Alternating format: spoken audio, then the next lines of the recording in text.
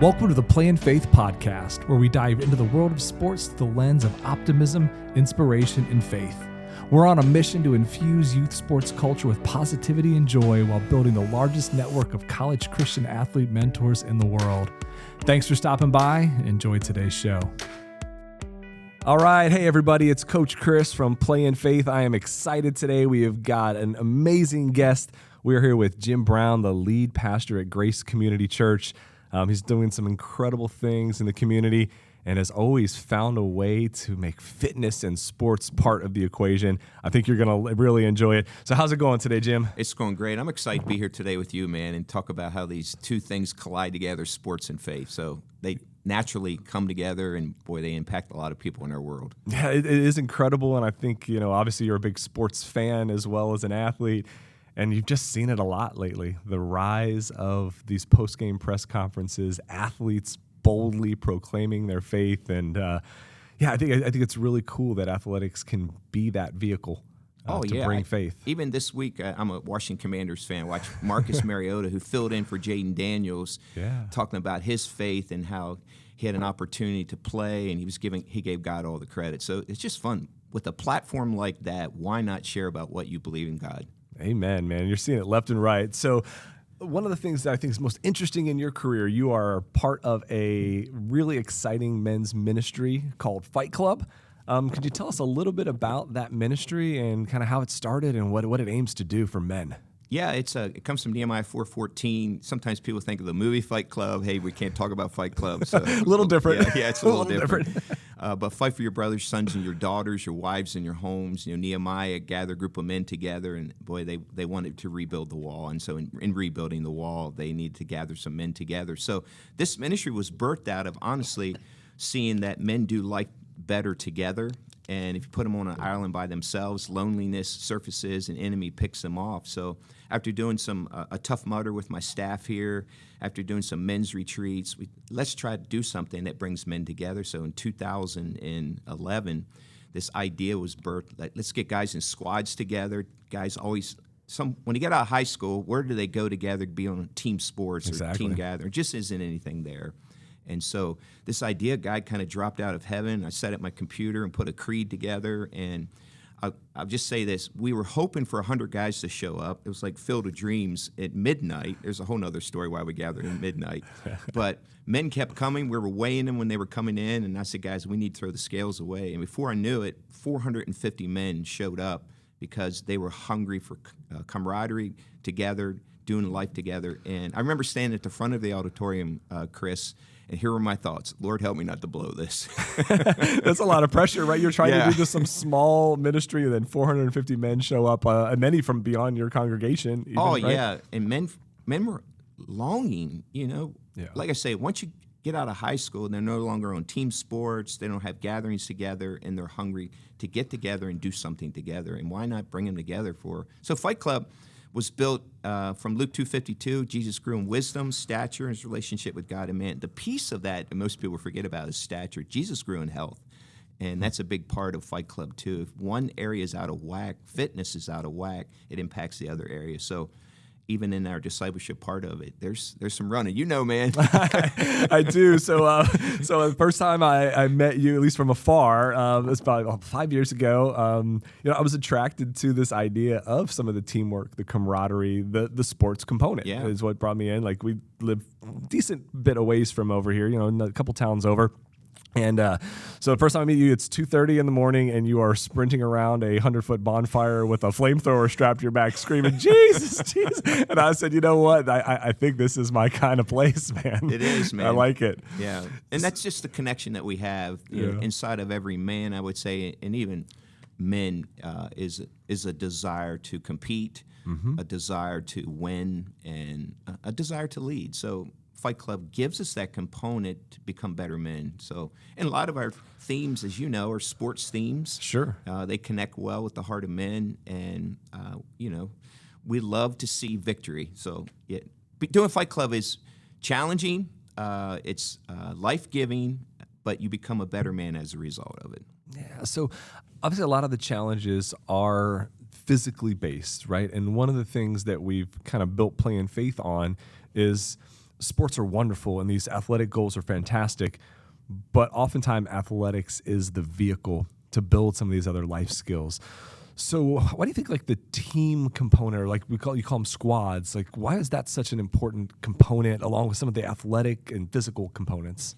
Yeah, for me personally, I like when there's an assignment in front of me or a goal in front of me. To be quite frank, if you're keeping score, you might as well play to win. That's kind of been my mentality. Sure. It's been from the whole way up. So I like to assemble people that are stronger than me, better than me, and watch the uniqueness of their gifts come together for a task that's in front of us. Especially when you're running the race for Jesus, you want to look at a guy and say, you have something to bring to the table, and then you try to find that and let him bring it to the table. And when you win as a team, there's nothing better. There just isn't. Yeah. So obviously you played sports growing up. I did. Yeah. So I love that. One of the things we talk a lot about is that sports is just this fantastic dress rehearsal for life. It teaches us how to compete, how to be teammates, how to win, maybe more importantly, how to lose, how to set goals. So how did being a huge sports fan, playing sports even in high school and college, really impact some of your ministry and some of your approach to life? Yeah, I mean, you can't get around Paul. Paul wrote 13 books in the New Testament of the Bible. And how many times he talk about finish the race, run the race, who cut in on you, fight the good fight. And then all the analogies, too, that the awards that we receive as Christ followers, like there's this sense where we're striving to be more like Christ, and then he rewards us, and then we give our crowns back to him. So, I mean, the metaphors in the New Testament are clear. Paul uses the farmer, uses the athlete, and so in knowing that, even think about the context from which the Bible was written in the time, even the Roman Colosseum, they had gladiators. It's always been a piece of us as human beings, and now I think when I look at the Word of God, Paul says in Galatians, I think it's 5:7, he said, who cut in on you? And then he says, I don't beat my body aimlessly. So there's purpose behind disciplines that happen because of sports.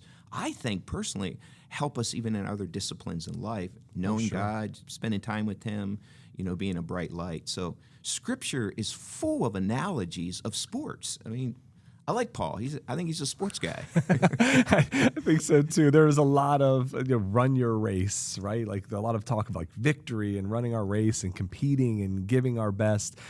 And I think for a lot of times for young athletes, especially, we get very caught up in the result and some of the pressure. And I think having that nice spiritual base, and something we try to do with some of our mentors too, of really putting sports in the proper context, where we're not just trying to win a game, we're trying to win in life, and we're trying to be I think I was phrased to me really well with an interview we did yesterday. Remembering not just sports aren't who we are, we need to remember whose we are.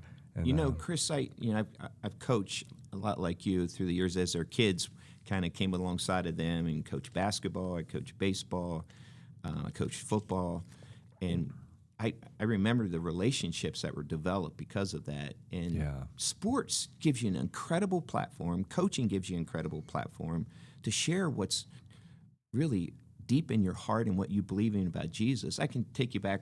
Our son, older son, played baseball down New Paris Little League, and so I had developed a relationship with the kids along the way. And so the last game of the year, we kind of gathered together, and I just presented the gospel. And 10 of the 12 guys gave their lives to Christ. 2 of them were already saved, one of which was my son, so he was good to go. He had a jump start. Yeah, fair enough. But the platform that you have is incredible because of the teamwork that's there, and then God has positioned.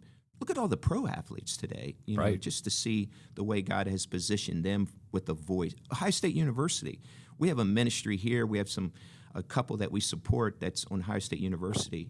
But what's happening there with their football team is unbelievable. Yes. God has given them airtime. It's amazing. Those videos are going viral, and I always wonder how my kids know the same stuff I do. I'm like, how in the world are our Facebook algorithms spitting out the same videos? But I mean, they're seeing them. I think every kid on my team has seen these videos of the Ohio State football team just boldly ministering on campus. One of their recent alum was Justin Fields, quarterback of the Jets. They asked him about a football question, and I did like a 5-minute sermon. Yeah. And I remember as a kid, it was almost kind of mocked because it was always like you would win and praise Jesus, and you didn't hear the athletes praising Jesus when they lost. And the joke was always like, I guess Jesus wasn't rooting for the Commanders, right? Or like, so it almost became like silly. And I'm finding the way that athletes are presenting their faith now is different. It's more authentic, and it does feel like the culture's shifting a little bit. I would agree, and I think God is platforming athletes today. Like, because let's face it, what happens right now? It's football season. Half of our community is watching football on TV, and so God's known. He sees that, so it's a platform to have.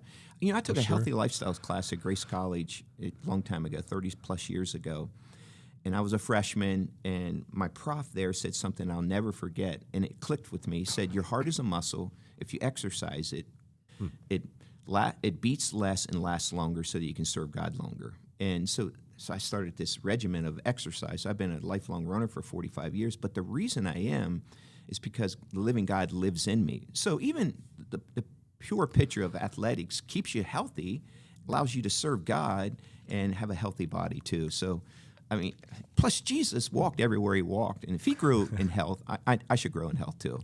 That seems like a fair role model. And I mean, it's certainly like one of the parts of athletics I think we kind of forget about, right? Because we get caught up in the some of the other life lessons, but obviously there's a tremendous physical benefit. And when we're physically active and alert, it's a lot easier to endure tough challenges. There sure is. And there's something about team sports that's pretty powerful.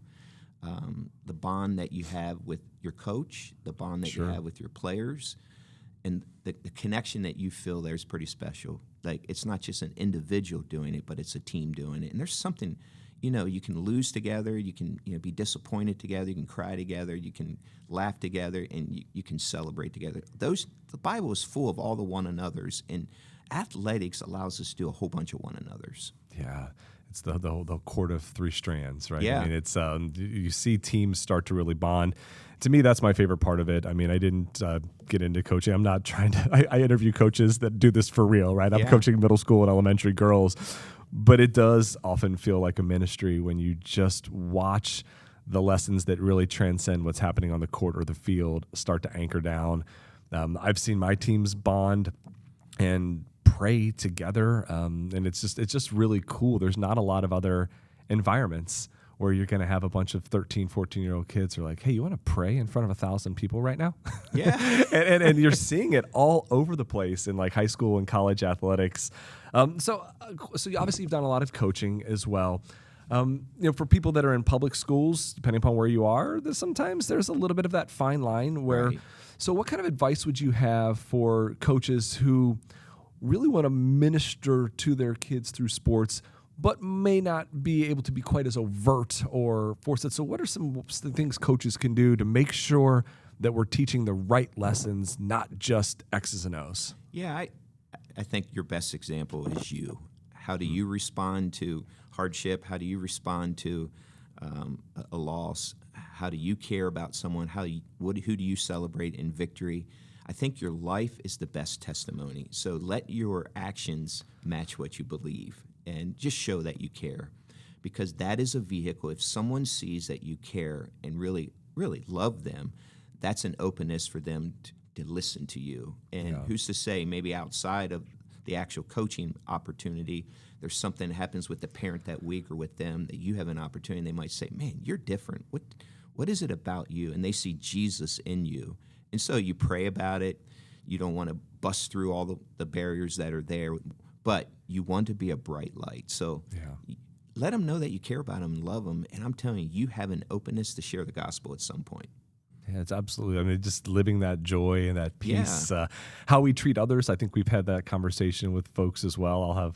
I've seen coaches getting mad because their players are yelling at the ref or they're not focusing, and then I'm like, have you watched what you're doing on the sideline? Right? Like we have mirrored that behavior, right? Yeah. So when we're berating officials, like of course our kids aren't focusing, but just being that example. So we're going to shift gears a little bit here. So you are absolutely a man who is not afraid of doing hard things, not just physical challenges, but you have taken your faith into some bold and dangerous places. I know you have a big mission trip coming up. I know you've done some mission work in the Middle East. So I'm just curious, where do you find the courage to do it? And tell me a little bit about some of those experiences. Yeah, I think God has wired us all uniquely. And my kids have often said, I should say our kids. By the way, when you're married, it's not my kids.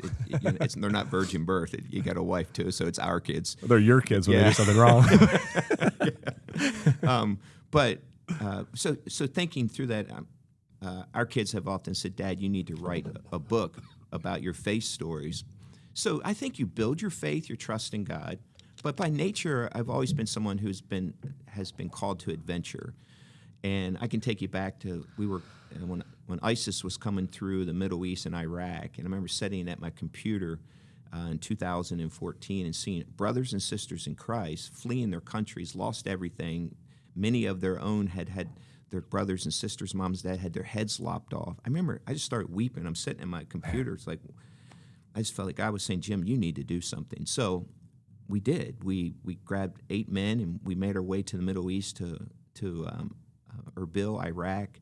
We took supplies in there, and we knew it was a very dangerous mission, but we knew God had called us to go there. And from that came 4 subsequent trips since then. I was there in April of this year, and we did a men's conference in the Middle East up near Turkey, and we saw 11 Muslims, Kurds, and Iraqis give their lives to Christ. I'm ready to go. I'm going to Cuba here in October, just a few weeks from today. Phil Call, there's some men who've been underground that need encouraged, and they heard about Fight Club, and so I'm going with another man. We're going there, and it's a sketchy place. In fact, last night, found out there would be some spies on the ground, and these guys are standing for their faith. I can come and encourage them. So I get to take the gospel to hard places. It's, light shines brighter in dark places. Yeah, I mean, it just puts a lot into context, because we talk a lot about pressure of making a free throw or hitting a field goal or, taking a PK at the end of a match. There has to be a moment at some point in your travels to Iraq where, yes, you've got great faith, and if it's my time to lay it down for the Lord, so be it. But you're still a human being. Oh, yeah. There has to be some moments where you are afraid or anxious. So have there been some moments where you're called there, but you're like, oh Lord, are you sure? Yeah, I think all of us have fear. It's what we do with our fear. Like, do we hand it over to God? Do we trust in Him? I can remember standing in our hallway here in 2014. The families that were there, all of us felt the call to go to Iraq. And I was saying goodbye to my wife. By the way, she had to line up with that and agree with that too. I was saying goodbye to our adult children. And to be quite frank, Chris, I'll just be honest, we didn't know whether we were coming back. And I remember our college-age son at the time, Josh, grabbing hold of me and with tears coming down his face, and he said, Dad, I just want to let you know if anything happens, I will take care of Mom, and I'll take care of Isaiah, and I'll take care of Hannah. Man. But even saying that, I just felt like God wanted us to go. And, hey, our days are numbered. God knows when those are. I want to go out sliding in head first to home plate. That's kind of me, man. Have you seen the kind of viral trend, the guy who collects the photos of walk-off home runs? Yeah. And I don't know why I find that so moving. Maybe it's just is. because I think of everything in sports terms. Right. Like every analogy has something to do with basketball. It's really annoying if you're friends with me. But what a cool way to look at coming home to the Lord, man. It's a walk-off home run, and your teammates Can you imagine any better joyful. way? Can you imagine walk-off home run for the win? There you go. Yeah. So knowing that, I feel there's tugs from God, and our world needs Jesus. So why not me? Send me, Lord. I'll go, God. So that's kind of where I live. All right. So the Cuba trip's coming up soon. Yeah, October 13th through 18th, and it's exciting. It's I get to introduce Fight Club there to there's some men. Awesome. They're way braver than us and more courageous than us. That literally, their lives could be taken if they're found out to be Jesus followers. And so we have this connection with them. It's crazy. And there will be spies on the ground, but we're going to share the good news and hopefully launch a fight club in Cuba. There's only 5 communist countries still in the world, and Cuba is one of them. Wow, we'll definitely be praying for you. I told your story last night. I teach at our church about a half hour, 45 minutes from here. Do some Wednesday night Bible study with our boys. And talking about a challenge actually came from you like 4 years ago, where we had to grab someone we didn't know and just pray for them. Yeah. And the kids first were like, "Don't you know everybody?" And I was like, "I don't. There's like 3,000 people in our church. I don't know half of them." I said, "No, 1, I don't." And I said, 2, I was really scared. Yeah. And they started laughing. I'm like, I'm not kidding. Yeah. Like, I was scared. And like, if there's any place where you could walk up and pray for a stranger, your church is a pretty safe place, right? I'm not in Cuba. I am not in Iraq. And I found myself really, really nervous. And just to have that kind of, just to think of how bold these folks are to be able to stand up in a place where you could lose your life for your faith. It's just amazing. Yeah, you're right. Even this most recent trip in April, 8 of us went to Iraq, and ISIS is in Syria now doing the same thing that happened in, we would say, in northern Kurdistan. And they showed us videos, and they showed of heads being lopped off, their parents being killed. And I'm telling you, the tug that I felt at my heart, the burden I felt for these people, like, we got to encourage our brothers and sisters. So Amen. America is safe, relatively speaking, compared to other countries. Unfortunately, what we just saw happen over with Charlie Kirk standing up for his faith, that's coming more. We're seeing that more and more. Yeah, but as far as big picture, these guys live every day could lose their lives for standing for Jesus. Yeah, and I think I wanted to walk you down that path for just maybe some encouragement for coaches out there and for some of our young athletes. I think a lot of teams pray in the locker room. I've always been super proud, my girls, and this is not my doing. They get all the credit, all glory to them and God. They like to pray on the floor because they kind of want to set an example. They realize that even in middle school, they're being high-level athletes, that they are like role models for the younger grade levels and for other kids. And so, I mean, if we can bring the gospel to some of the most dangerous places on earth, we can certainly pray before kickoff and at the free throw line, right? So, fantastic. Big picture, think about all the prayers that are in the stands that are happening during games, too, from the parents. Holy cow, I don't know how many times I'd pray, let him make that free throw, guy. Come on, hit that shot. Come on, block me. So, I mean, there's a lot happening with Jesus in the stands, too, if you're a Christ follower, too. Way harder in the stands than on the bench. For sure. I've been like my daughter's coach most of her life, and then there's been a couple times just watching her and my other girls, not biological, but my girls that play for me, watching them play at camps and clinics, and the parents just turn around and laugh. They're like, "Are you okay?" Because it is just surreal to watch them and have to shut up. And, and to know, like, I'm way more nervous. I'm never nervous during the game when I'm coaching. Oh, man. And they're not really that nervous when they're playing. Yeah. Watching your kid is agony. Oh, it's crazy. In coaching, I would say, Coach, I appreciate that you're coaching, Chris, the input you're having in life. I go back to high school. I ran the 2 mile and the 800 meters, 800 yards, we called it back then, so the half mile. But I had a coach. He was 5'6", strong as can be. He was a football coach, but he was also the track coach. And so I always knew on that last turn of that half mile, that last turn, he would bolt across the football field, and his squeaky voice, "Now you go, Brown, now you go." I hated that voice, but I'm grateful that. So I still think of Coach Martin. He impacted my life. Some of the best people in my life that made probably the greatest touches and greatest impact. Go back, it's coaches. And so coaching has such a great opportunity to really help players, kids, youth, even adults to see potential that God has put in them and encourage them and build it. Yeah, it's such an incredible blessing. And I know that probably the majority of our listeners are parents, maybe some young athletes. And a lot of time those parents whose kids are top athletes tend to also be their coaches for a lot of the youth stuff. And it's just really, really amazing the level of impact that we are blessed to have. And it stresses the importance of using that properly. So I think one of my biggest prayers before every season has nothing to do with wins and losses. Yes, I want to develop my players. I want them to have the careers and lives they want. But then I've even told this story on stage that my biggest prayer is that at some point in one of the tough moments of life, when they have to make a decision or have to be strong, someday my annoying voice saying compete is in the back of their mind, and they find that strength and they go be who God created them to be. And as coaches, I mean, we have that platform, and it's whether it's elementary, middle school, or all the way up to college and pros, like some of the people I interview, it's quite a blessing. Honestly, I feel like a coach, even as a pastor. It's a great analogy. And I feel like a coach leading Fight Club. And you saw a video I did this week. My words were finish, finish, finish. Oh, you really are the head coach for 450 men, and I might be getting closer to the older age of the bracket there. I mean, there's some guys that are 18, 19, and then there's some men that are in their 60s and 70s. Yeah. But you're the head coach for 450 men out here competing in life. To win something a lot more important than a basketball or a football game. So as we kind of shift gears and wind down here, I'm seeing a lot of this trend. I've seen like my nephew with like a Bible verse on his eye black in football. A lot of our girls at our high school, you'll see them with like the Bible verses written on their arms.